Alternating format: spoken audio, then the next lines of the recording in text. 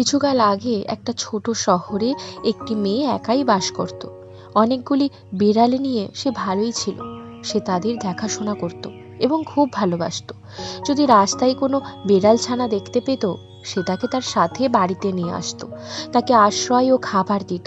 সব বিড়ালদের সে খুব যত্ন করত। একদিন রাত্রিবেলা একটি অদ্ভুত শব্দে তার ঘুম ভেঙে গেল। যখন সে ঘুম থেকে উঠে কি হয়েছে দেখার জন্য জানালার সামনে এসে দাঁড়ালো, সে দেখে যে একটি কালো বিড়াল খুব জোরে ম্যাও ম্যাও করে ডাকছে। সে কিছু না ভেবেই বাড়ির দরজাটি খুলে দিল এবং তাকে খেতে দিল। কালো বিড়ালটি তার বাড়ি থেকে আর গেল না। সে অন্য বিড়ালগুলির সাথে ওই মেয়েটির বাড়িতেই থেকে গেল। কালো বিড়ালটি মেয়েটির খুব আদরের বিড়াল হয়ে উঠল। মেয়েটি যেখানেই যেত সেও তার পিছু পিছু যেত। এক মুহূর্তও তাকে ছেড়ে থাকতে পারত না।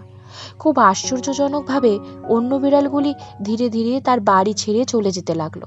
বিড়ালগুলি একে একে বাড়ি ছেড়ে চলে যাচ্ছে দেখে মেয়েটির মনে খুব দুঃখ হলো।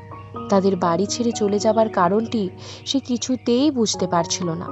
তার সব বিড়ালগুলির মধ্যে একটি বিশেষ মিনি বিড়াল ছিল। খুব ছোট্টবেলা থেকেই মেয়েটি তার দেখাশোনা করেছে, তাই তার দিকে মেয়েটির বিশেষ নজর ছিল, যাতে অন্য বিড়ালগুলির মতো সেও না বাড়ি ছেড়ে পালিয়ে যায়। কিছুদিনের মধ্যেই তার বাড়িতে আর দুটো মাত্র বিড়াল পড়ে রইল, সেই বিশেষ মিনি ও কালো বিড়ালটি। কালো বিড়ালটি ছিল খুব হিংসুটে। মিনি বিড়ালটি যখনই মেয়েটির কাছে যেত, কালো বিড়ালটি রেগে যেত। একদিন যখন সে মিনি বিড়ালটিকে খেতে দিচ্ছিল, কালো বিড়ালটি তখন তার কাছে গেল। মেয়েটি লক্ষ্য করলো যে কালো বিড়ালটির লোমগুলো খাড়া হয়ে গেছে এবং বিশ্রীভাবে গর্জন করতে শুরু করেছে। মেয়েটি খুব ভয় পেয়ে গেল এবং মিনি বিড়ালটিকে কোলে তুলে নিতে চাইল। কিন্তু কালো বিড়ালটি ততক্ষণে মিনি বিড়ালটির উপর ঝাঁপিয়ে পড়ে মারামারি শুরু করে দিয়েছে। সে যে কোনো উপায়ে বিড়াল দুটিকে আলাদা করতে চাইল। যখন সে একটি ঝাঁটা হাতে নিয়ে মিনি বিড়ালটির কাছে পৌঁছালো, ততক্ষণে মিনি বিড়ালটি মারা গেছে। কালো বিড়ালটি তাকে মেরে তার পাশে বসে নিজের থাবাগুলি চাটছে। মেয়েটি তাকে ভয় দেখালো, তারপর তাকে রাস্তায় ছুঁড়ে ফেলে দিল।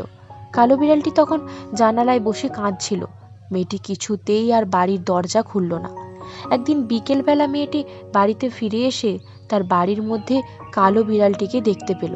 মেয়েটি যখন আবার তাকে বাইরে ছুঁড়ে দেবার চেষ্টা করলো, কালো বিড়ালটি তখন তার ঘাড়ের উপর ঝাঁপিয়ে পড়ল এবং লম্বা লেজটি মেয়েটির গলায় পেঁচিয়ে শ্বাসরোধ করে মেরে ফেলল।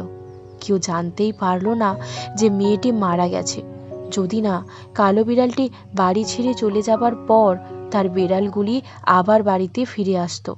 বিড়ালগুলি বাড়িতে ফিরে আসার পর এত জোরে জোরে ডাকতে শুরু করলো যে প্রতিবেশীরা কি হয়েছে দেখার জন্য তার বাড়িতে গেল এবং গিয়ে দেখল যে বেচারি মেয়েটির নিথর মৃতদেহটি সেখানে পড়ে আছে।